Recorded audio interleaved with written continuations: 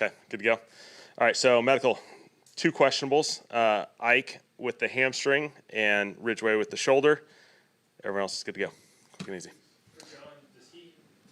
When's the deadline for when you have to be added back? It would be next week.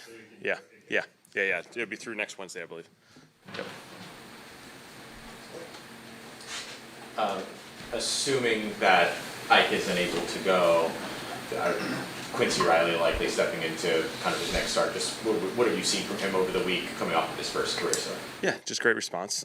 Great practice. I thought he's attacked the football really well during practice. I think that's the big thing is, we want to play contested football. We want to contest the ball and make plays on the ball. And so he's had a really good week, and I thought he's responded really well.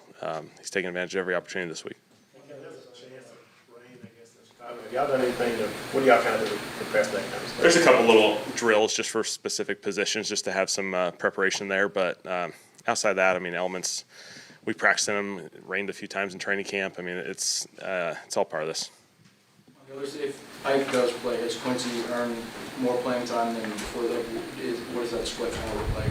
Yeah, we'll just see how Ike is. He was at DMP Wednesday, and then he's been able to get back into it on the back end of the week. And so we'll see what his availability is coming out of this. And so Quincy's done a great job. Obviously, we've Ike earned a bunch of starts early and for a reason. And so I feel like we've added some depth in that group, which is nice. Quincy's played a bunch of football.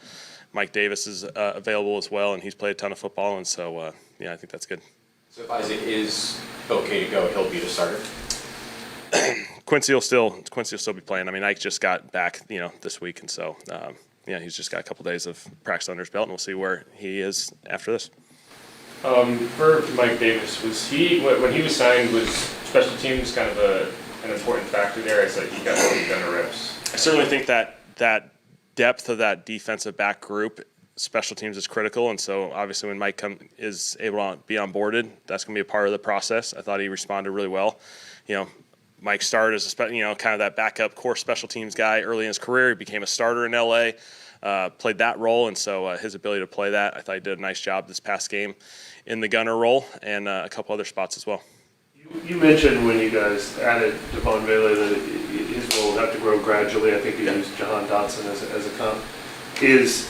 Has he reached the point of he's now playing his full role with this team, or you expect that to keep growing? I think it'll keep evolving. I think he's done a really nice job. We had a little injury thing in the middle of the process, and so he's done a great job. I thought he's played a little bit more each week. Obviously, the ball hasn't quite gone to him, but sometimes that's circumstanced by play and situation of the game. And so I think he's progressing really well. I think the world of the guy. I think we do have quite a few receivers there that provide some depth, and so I think that eventually the ball is going to find his way in some really big time moments. Regardless of if the ball's going his way or not, is he now playing the amount of snaps that you assume would be sort of consistent for him, or is the amount of snaps still? Yeah, it's probably closer. It's closer to what you probably anticipate as you go. We got 3 other guys who've been playing some good football. So essentially, we got 4 guys there, and Tipton's ready to go. And so those 4 guys continue to roll, give them different opportunities. And so we do think that is positive from a depth standpoint. I think the touches will naturally come its way for him as well. When it comes to playing surface and stuff like that, and having guys in the right footwear and stuff do you have input on that and leave that up to the equipment guys, the players' individual preferences? How do you Yeah, we talk about it. Obviously, we talk about it. Bum does a phenomenal job with our players, educating them, giving them the different tools and different options that they have. And I think it's just a constant work through. Once you get to the actual field, there's a testing component there. And so we'll see how Sunday looks for everyone. I'm assuming you coached teams there a couple times. Is that surface particularly kind of challenging when it comes to some of these grass fields? Yeah, I think that they have had a change to the surface in the last couple of years, and so there's a little bit of differences there. And so from last time I think I was there was 19, so it's been a little while. I think that's all part of the process. You get feedback from different teams that have been there. Obviously we know weather conditions can impact fields as well, and so we'll get up there. Our guys will test out what they need to do, and Bum will have everything available for them. It seems like a lot of the wild plays that Caleb Williams has is off platform. How important is it to kind of contain that? Critical. I think they do a really good job from a play design, creating opportunities in their pass game.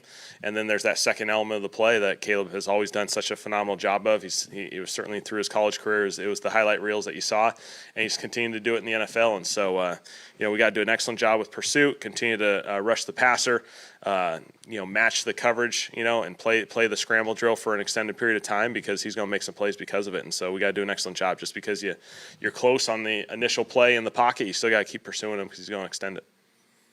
Last few weeks, the pressure numbers have increased. Not the sacks might not come with it, but have you seen the defensive line kind of getting after it a little bit more? Or that obviously getting chased back was a factor to that.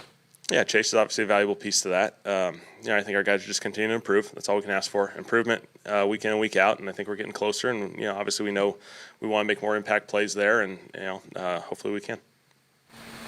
I know you came here knowing that you would have Taysom Hill and probably spent a lot of time in the offseason preparing for when he was ready. But now that you've had a couple of weeks with him on the field, has anything surprised you about him? No, he's a really good player. He can do a lot of different things. I think that's the unique aspect of his skill set, is his ability to, essentially prepare in the quarterback room as a quarterback, and then be able to facilitate some of these other positions. And, I think that's the impressive thing is, the skills that it takes to go catch a pass or run basically a running back run play. He has those skill sets, and he has that experience in the past that he can lean on to. And so it's pretty impressive. What do you think of the old guys slinging it last night? Did it make you want to get out there? I caught the very end of it. It was really impressive. The most impressive one might have been the last one, the Hail Mary that whatever it was, just under 70 yards. I mean, I don't know how many guys can even do that in the league, let alone at that age. I don't know. I wasn't anything close to that. So. That was impressive. Aaron always does a really good job in those. So. All good? All right, thanks, guys.